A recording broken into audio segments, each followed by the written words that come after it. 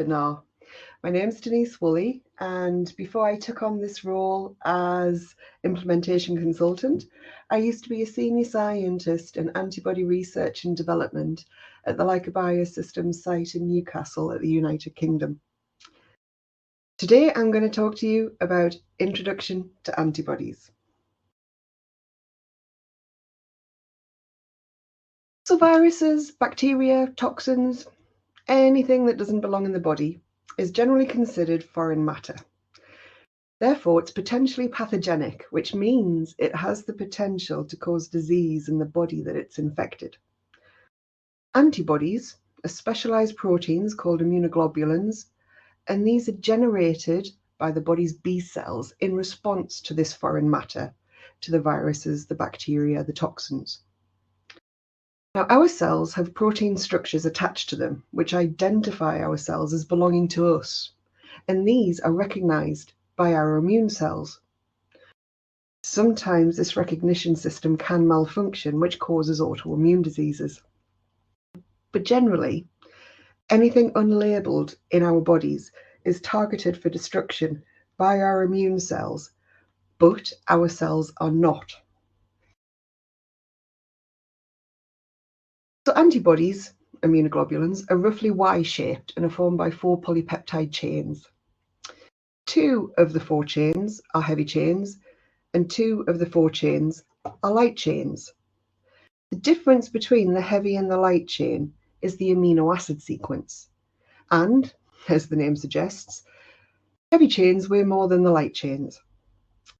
An average heavy chain is about 50 kilodaltons, which is double the weight of an average light chain at 25 kilodaltons. A single heavy chain will combine with a single light chain to form a heterodimer structure. 2 heterodimers join to form a complete immunoglobulin. The join between the heterodimers is a disulfide bridge, and this acts as a sort of hinge which gives flexibility to the Y-shaped structure that you can see on the screen. There are 2 types of light chain, not 4. You've got kappa and you've got lambda. And generally, there's no functional difference between the 2. Now, antibodies will only ever have kappa chains or light chain or lambda chains. They'll not have one of each. And in humans, kappa chains are usually more abundant than the lambda chains, with a ratio of 2 to 1. Structurally, antibodies have 2 significantly different areas. The first can be called the constant domain. So this forms the lower part of the Y shape, and it only includes the heavy chains. The variable domain is the second area, and this includes the heavy and light chains at the top of the Y shape, the arms of the Y. The variable domain is so called due to the variations or differences in the sequence of the first 110 amino acids in the heavy and light chains. This is the area of the antibody that can detect and bind to its specific antigen.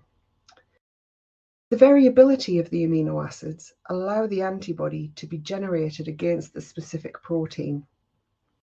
The heavy chain sequences, these form the constant domain. So this gives rise to the antibody isotype, which we'll discuss in a couple of slides. The constant domain is the same for every antibody within that specific isotype, so it's easily recognized by the host immune cells. The variable domain also contains the Fab region. Fab stands for fragment antigen binding, and as it sounds, it's the area of antigen binding. The constant domain contains the FC region, or fragment crystallizable. Now, there's no antigen binding capabilities in this region. This fragment is responsible for interacting with the host immune cells, so it's easily identified by the immune cells. The flexibility from the disulfide bridge allows the 2 Fab fragments, so the 2 arms of the Y, to move independently of each other, which allows them to interact with more antigens.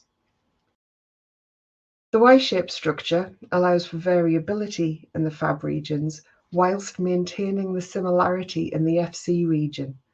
So it allows the antibody to detect a range of antigens, but it still allows the host immune cells to be able to recognize itself, recognize the FC region, the constant domain, and generate an immune response. As mentioned earlier, the isotypes are determined by the constant domain, the FC regions of the heavy chains. There's 5 different isotypes of mammalian antibodies, and they're categorized by the sequence and number of amino acids in the heavy chains. The 5 sequences are labeled with lowercase letters from the Greek alphabet. So you've got IgG, which is gamma, IgM, mu, IgA, alpha, IgD, delta, and IgE, epsilon. We're going to go through one at a time. IgG, containing the gamma chain. So this is the most abundant immunoglobulin in the human body. It's very small. It exists as a single Y-shaped structure with a molecular weight of about 150 kilodaltons. Now, most pathogenic infections are confronted by IgG antibodies, and this is part of the humoral or cell-mediated immune response, which basically means it's an immune response driven by antibodies. The Fab fragment, it binds to a specific piece of the pathogen, which then triggers the immune response. The FC region, recognized by the specific immune cells, now these cells are phagocytes. The phagocytes, such as macrophages, engulf and digest the pathogen or an infected human cell, destroying the potential pathogen and saving the host from infections.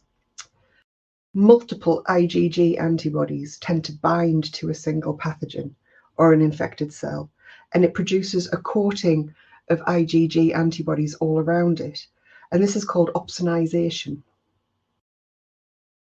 IgG is further subdivided into 4 more classes, and they're numbered 1 to 4, with IgG1 is the most abundant, and IgG4 is the least abundant.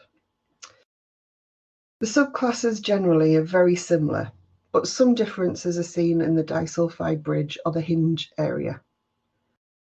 IgG3 has around 4 times as many amino acids in the gamma chain, in the heavy gamma chain, as the other subtypes do. And it's this subtype that's involved with the immune complement cascade.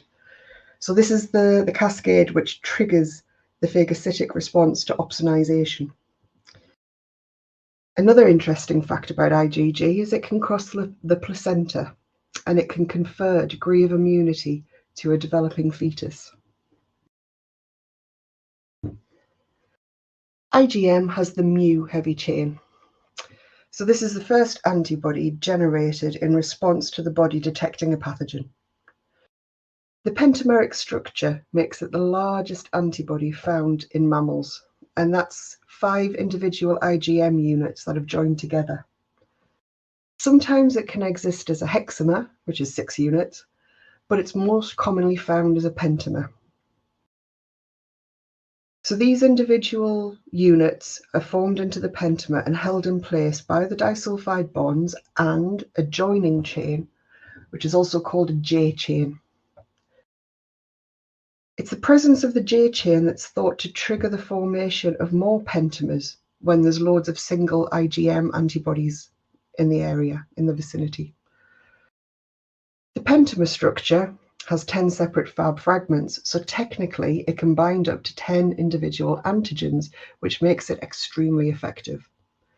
And just like IgG3, IgM also triggers the complement cascade in phagocytosis. Now, due to its larger size, it's generally found in lymphatic and larger blood vessels around the body. IgA, so this is formed with the alpha heavy chain. It's found in monomeric and dimeric formats, so 1 or 2 units, with the dimeric structure connected by another J chain and a secretory component. So we have IgA1 and IgA2. IgA1 is the monomeric version, the single unit, usually found in blood serum. IgA2 is called secretory IgA or S-IgA and is most commonly present in the dimeric form with the secretory component. So S-IgA or IgA2 is found in abundance at mucosal surfaces, such as those that are in prostatic ducts, endometrium, and especially the respiratory and the GI tract. Anything with mucus, basically. The secretory component protects the antibody from undergoing digestion by gastric pepsin, which is what makes it capable of survival in the harsh acidic stomach environment. The secretory component also allows the dimer format to be secreted in mucus and body fluids, and it's found in high concentrations in human colostrum and breast milk, which goes towards conferring some degree of immunity to a breastfed newborn baby. The primary rule of IgA is to protect the host from ingested or inhaled pathogens. So unlike IgM and IgG, it doesn't trigger the complement cascade in the blood. IgA works by forming a physical barrier between the pathogen and the epithelial cells. It stops the pathogen from getting into the host. It creates a barrier and it protects the mucosal linings. Once it's stopped the invasion, the infection of the pathogen, in the GI tract you've got the peristaltic motion of the bowel, of the muscle around the bowel organs, which push the pathogen out of the body.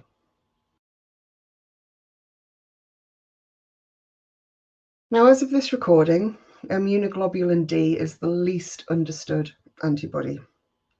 It's formed by the delta heavy chain and exists in a monomeric form, which is located primarily on B cell membranes, and it's usually in conjunction with an IgM. It's not present in very high levels, and it has a very short half-life of 2 to 3 days. It's thought to make up about 1% of all immunoglobulins in the body. And currently, it's thought that it's involved with tamping down autoimmune reactions, but so much more work is needed before we can say for definite. IgE uses the epsilon heavy chain, and usually it's produced in response to parasitic infections. However, we tend to associate it more with allergic reactions. So it's present in small levels in a monomeric form, estimated at about 0.0002% of total immunoglobulin in the body. It's usually found in mucosal surfaces, such as those in the respiratory and the GI tract. Now, allergic reactions are basically an overreaction of the immune system in response to something that it shouldn't really be allergic to. It's termed, this item, it's not a pathogen, we'll call it the allergen. The first time an allergen enters the body, and this could be something like pollen entering the respiratory system, it's presented to the B cells, who differentiate into a specialized type of B cell called plasma cells. Now, these cells are short-lived, and all they do is exist to produce multiple copies of IgE, which will detect the specific antigen that triggered its formation. So it'll detect the specific allergen. The constant Fc region of the IgE has a very high affinity for certain white blood cells, and these are basophils and mast cells. And this allows the antibody to bind to these cells. So the next time the allergen enters the host body, they're ready, waiting, and will detect it. So there's no delay in an immune response. So on re-exposure to the allergen, the B cells don't need to have the allergen presented to it to form plasma cells and to produce IgE. The antibodies are already there and they're attached to the mast cells and the basophils. So every time the allergen is present in the host body, the IgE antibodies bind to it and trigger the adjoined mast cell to release histamine from its granules. And it's histamine that causes the allergic symptoms. It initiates the inflammatory response, and that can manifest as a runny nose, watery eyes, coughing, itching, throat problems, breathing, and in extreme cases, it can result in anaphylactic shock. So we've covered the structure of the 5 different isotypes, and now we're going to discuss specificity and in vitro manufacture of antibodies over the next few slides. For some reason, I struggle to say specificity, so I have to say it very slowly. Antibody specificity is the ability of the Fab regions to bind to one or more antigens. So the difference in the amino acid residues of the antigen binding site is what's responsible for the specificity. Antibodies detect unique areas on antigens called epitopes, and every antigen has multiple epitopes. Monoclonal antibodies will only detect a single epitope on the antigen, and that's the one that triggered their formation. Polyclonal antibodies are more generalized, and they can recognize more than one epitope on an antigen.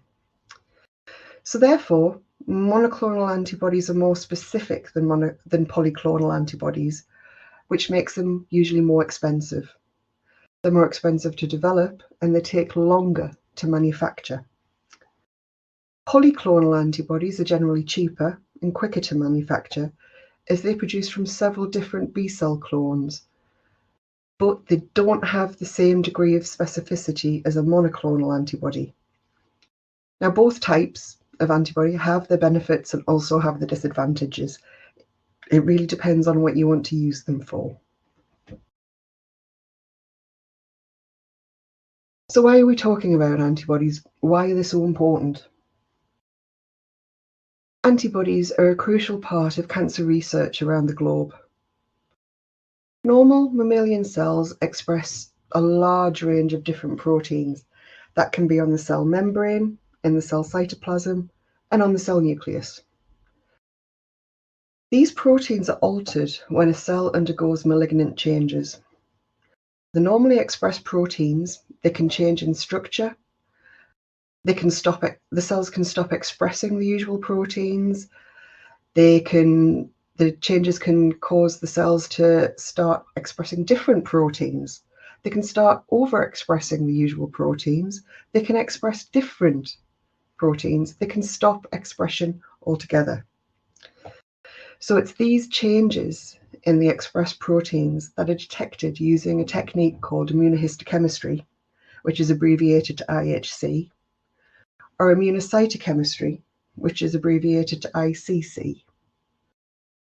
IHC is when the technique's performed on tissue, on pieces of tissue, and ICC is when it's performed on individual cells, groups of individual cells, but generally people say one or the other to cover both.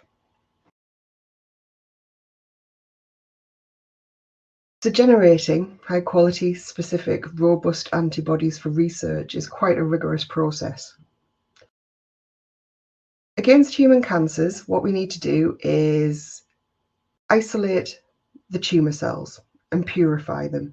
You pick the tumour that you want to raise antibodies against, the tumour that's growing in the human. You take it out, you harvest the tumour cells, you purify it, you make sure you've just got tumour cells.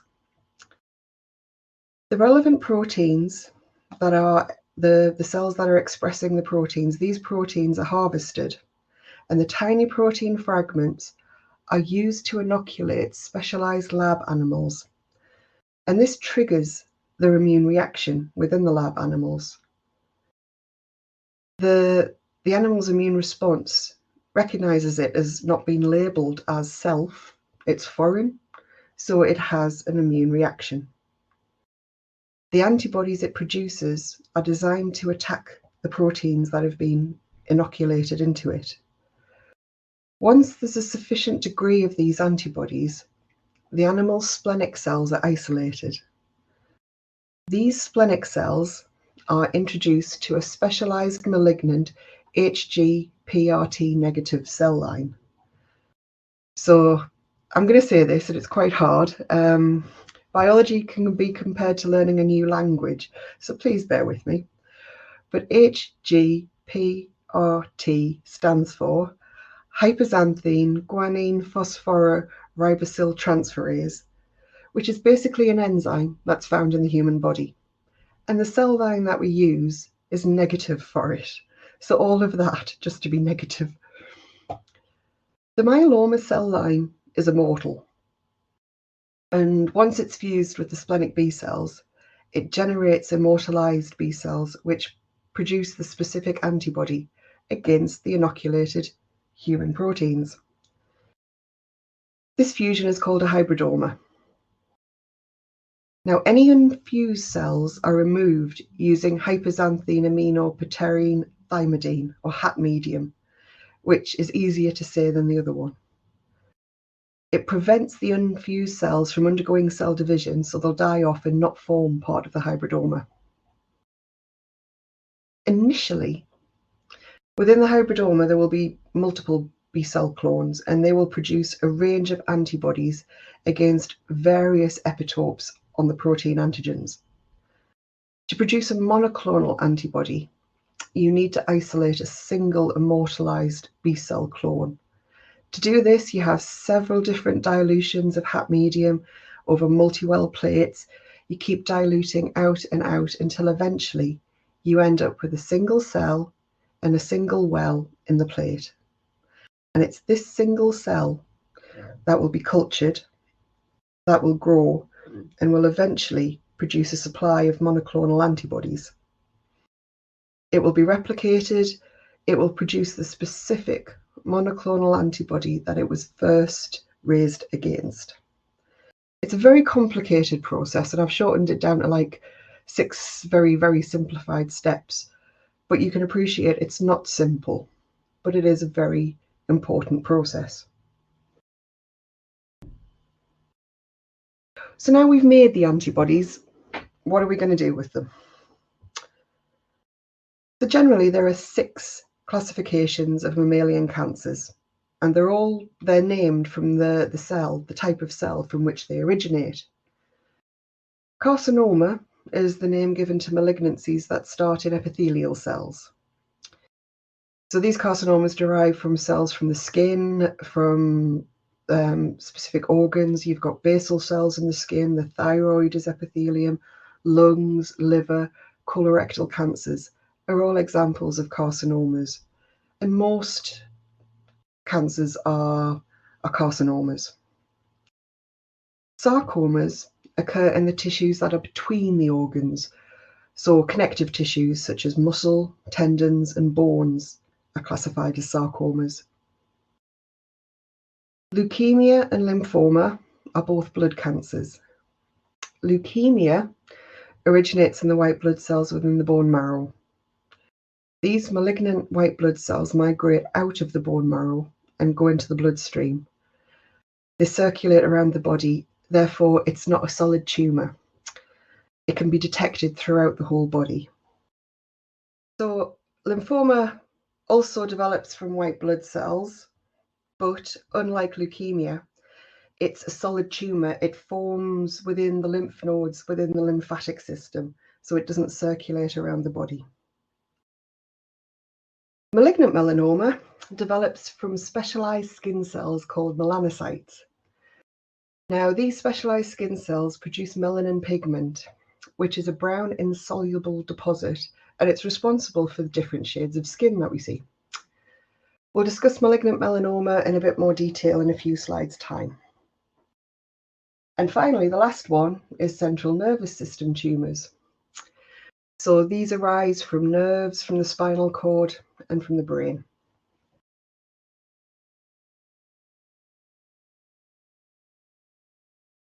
Due to medical developments over the last 200 years, we humans are living much longer.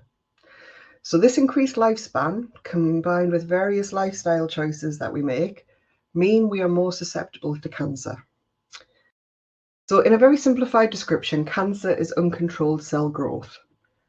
When cells grow, what they do is they divide, they make a copy of the DNA for each new cell that produces. So one cell will divide into two.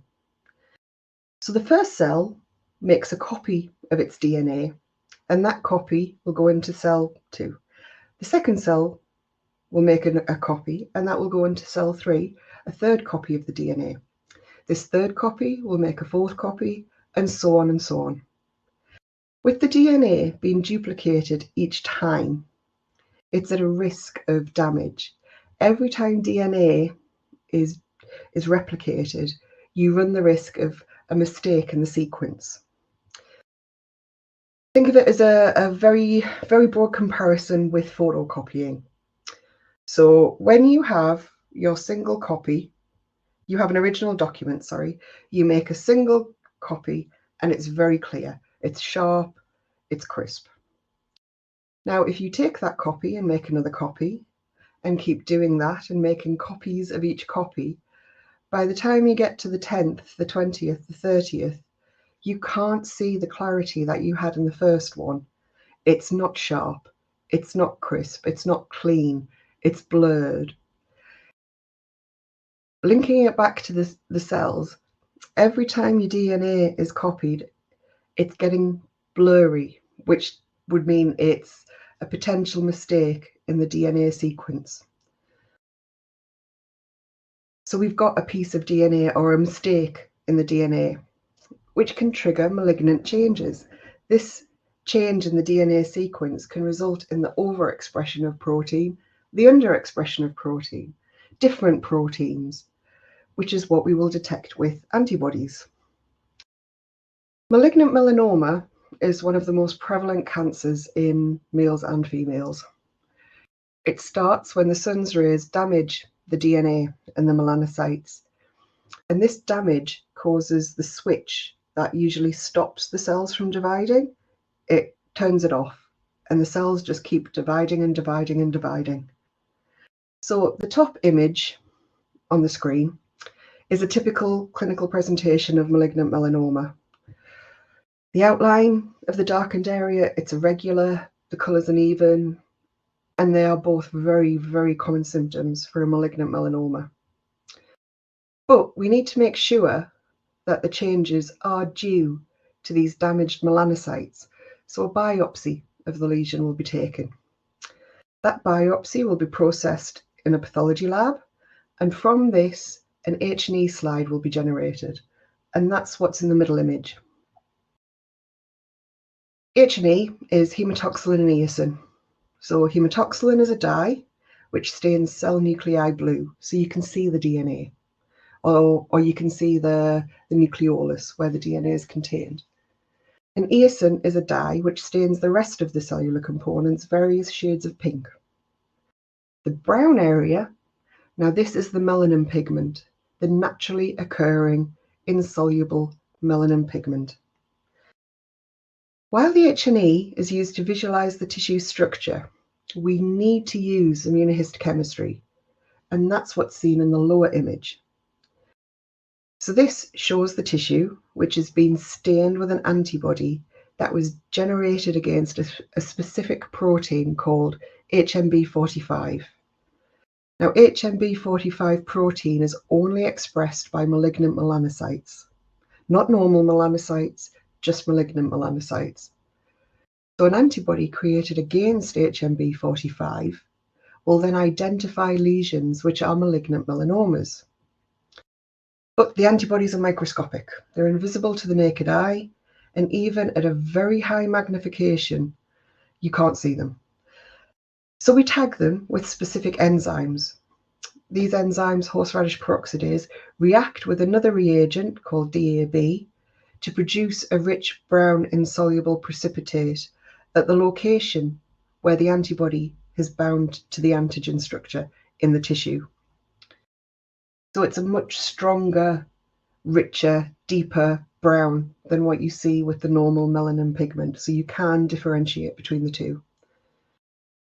Hematoxylin is commonly used as a counterstain, and this allows you to be able to identify the tissue structure, so you can see if the layer of skin where the malignant melanocytes are, you can see if they've moved out of that layer and into underlying tissues.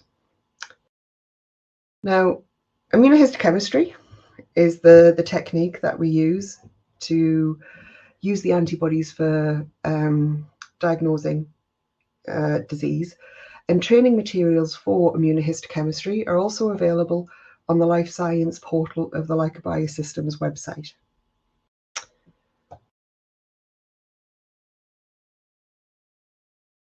So we've discussed malignant melanoma, but all through the body, every single cell, or nearly every single cell, has the potential to become malignant. And each different tumour that arises from these malignant cells will have a different protein expression profile. Now, having said that, some proteins are expressed by a wide range of normal and malignant tissues.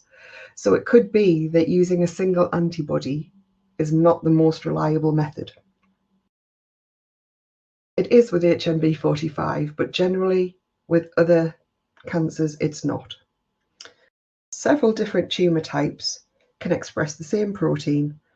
They can lose the same protein. They can express the same modified protein. So it's common to use a variety of antibodies during testing, and some of these you will expect to be negative, and some of these you will expect to be positive. So negative would be no antibody staining, and positive would be detection of the antibody. And it's this staining profile that gives you an answer. On this slide, we have several examples of abnormalities in epithelial cells and antibodies that are commonly used to identify them. Image 1 shows positive staining for the antibody raised against high molecular weight cytokeratin, CKAE1 and AE3. The antibody is bound to cells expressing these specific cytokeratins. So it's a very close-up image of a ductal breast cancer. The ductal cancer cells are the ones expressing the CKAE1 and AE3. Image 2 demonstrates bowel carcinoma, and it's displaying positivity for CDX2 protein. The bowel has a mucosal lining, and the mucosal cells have become malignant, and they've spread through the underlying tissue where they shouldn't normally be. Using antibodies raised against the CDX2 protein allows a clearer identification of the malignant cells among the normal cells. So the brown cells are the malignant cells, and the bluey cells around it are normal cells. Image 3 is an example of prostatic ductal hyperplasia. Prostatic ducts express prostatic specific antigen, or PSA. Using this antibody allows clear visualization of the thickening ducts, so they shouldn't be that thick in normal prostate. Now, hyperplasia is not a true malignancy, but it's still an abnormal change that arises from a specific epithelial cell type. The last one, image 4, is a normal human thyroid, and it's been stained with antibodies raised against thyroid transcription factor 1, which we also call TTF1. So whilst the name and the tissue suggest TTF1 is used in diagnosing thyroid tumours, it is, but it's also used in identifying lung tumours. So TTF1 protein is commonly expressed in type 2 pneumocytes in the lung. When the cells undergo malignant changes, they continue to express TTF1, which allows the identification of lung adenocarcinoma. So, in this webinar, we've looked at the structure of antibodies. We've learned the nomenclature for each region, how the structure supports the function. We've looked at the 5 different isotypes and their function in the human body. Briefly, we've discussed the manufacture of antibodies and how they're used to determine different types of cancer. We've touched on why a longer lifespan means a greater risk of cancer developing later in life. And it's this increased risk that makes the production of high-quality antibodies for use in reproducible immunohistochemistry techniques extremely valuable to cancer researchers around the world. Thank you for listening. I hope you enjoyed it, and I'm happy to answer any questions. Thank you.